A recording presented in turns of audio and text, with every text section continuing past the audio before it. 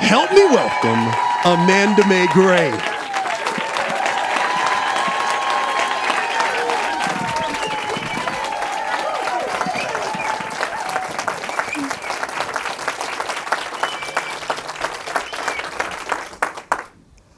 I can remember the day like it was yesterday.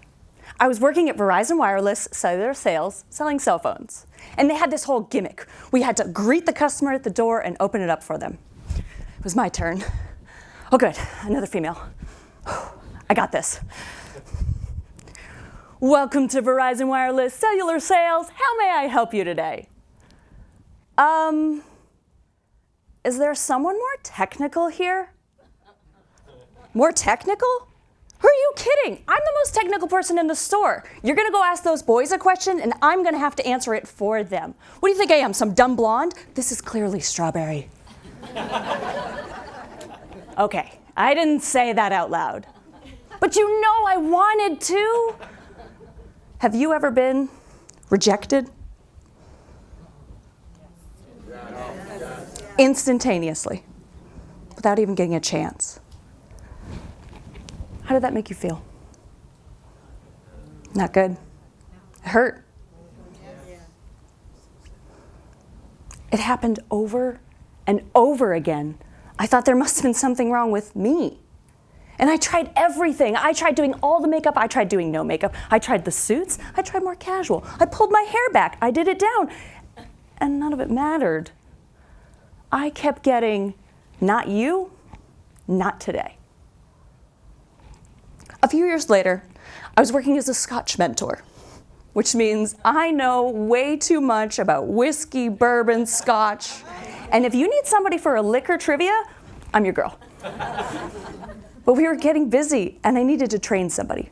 And it also meant I was educating a lot of men on whiskey. So I was getting a lot of great conversations and a lot of, not you, not today. So we had to start training. And I was training this tall, dark, handsome Italian man, Gerald. I can say that now, he's my husband. All right, hon, you got this. You take the next customer. Hi, can I help you with any whiskey? No thanks. Wait a second. I knew that look. That wasn't, I don't want whiskey, that was, not you, not today. It was the first time I had ever witnessed somebody else get rejected firsthand. And it made me realize it doesn't matter. It doesn't matter what you look like. It doesn't matter your age, it doesn't matter your gender, and it doesn't matter your race. At some point, someone will reject you for no good reason. But knowing that it literally happens to everybody makes it a lot easier to take it less personally. A few years later, there was this conference, and I really wanted to go to this conference, but I didn't have a ticket. But all my friends were there. And so I was like, well, so I went anyways. I just kind of showed up. I walked right in. I was like, hey, I'm here. And one of my friends was like, whoa. How did you just walk right in without a ticket and nobody said anything to you? And I was like, it was easy. I looked like I was supposed to be there. I acted like I was supposed to be there, so I was there. Wait a minute. Maybe I'm onto something there.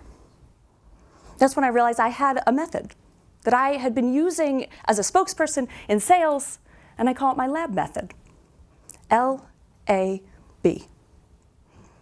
It starts by looking the part. You gotta look like you mean business. You gotta showing up to the world like you are meant to be. But it's not just about what everybody else thinks. It's also about what you think. Barbara Corcoran is a phenomenal real estate mogul in New York City. arguably the best real estate mogul of all time. She's on Shark Tank. She is so successful. I highly look up to her, and you should probably check her out too. But she recently revealed what her #1 investment was.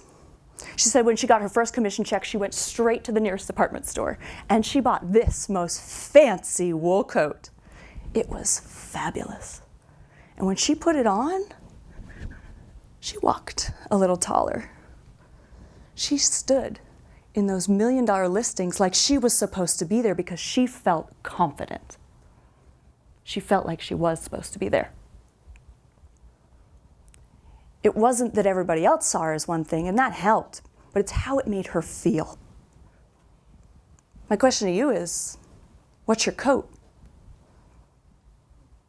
What's that thing when you put it on, you're like, yeah, I got this. Maybe it is a great coat or a suit. Maybe it's an awesome pair of shoes or a bold lipstick. But there's something in your world that when you do it, you're like, I'm ready to conquer. Do that for you more often.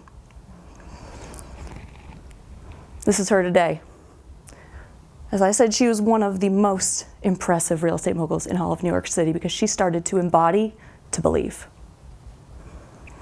Which brings me to the next part. You need to start acting the part. When I'm selling whiskey, I'm not standing all prim and proper. No, I'm a little more casual. It's a little more relaxed with whiskey. And different types of whiskeys are going to have a different type of body language because that's really what it's all about. It's about your body language. How are you acting? How are you showing up in the world?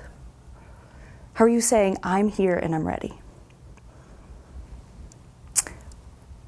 Marilyn Monroe was one of the people who completely changed her identities and became arguably one of the sexiest women alive. But she didn't start out that way. She had to get made up, she had to bleach her hair, she did a whole thing. And when she did, she became that woman. Well, one time, I got to be Marilyn. I'm also an actress, and I did not feel like I could hold up to Marilyn. Let me tell you what, I was like, whoa, she's kind of a lot. But in the end, once I got myself looking and I started acting, I embodied to believe. And that's actually me, as Marilyn.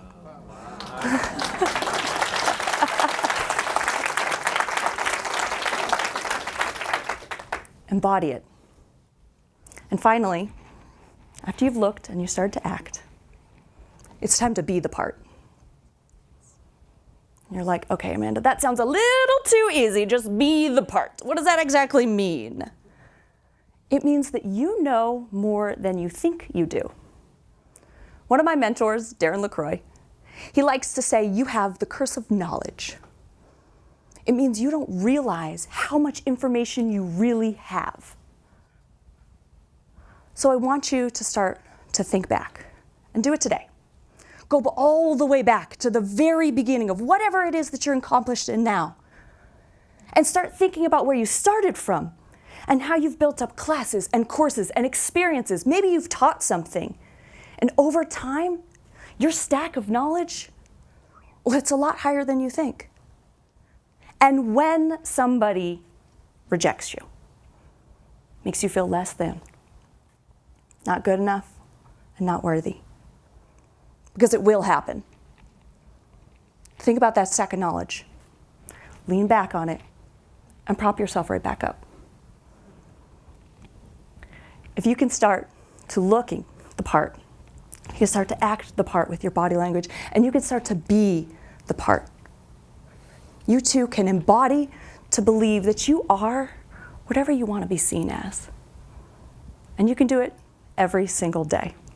Find your coat, find your attitude, find your knowledge, and you too can go from rejected to requested.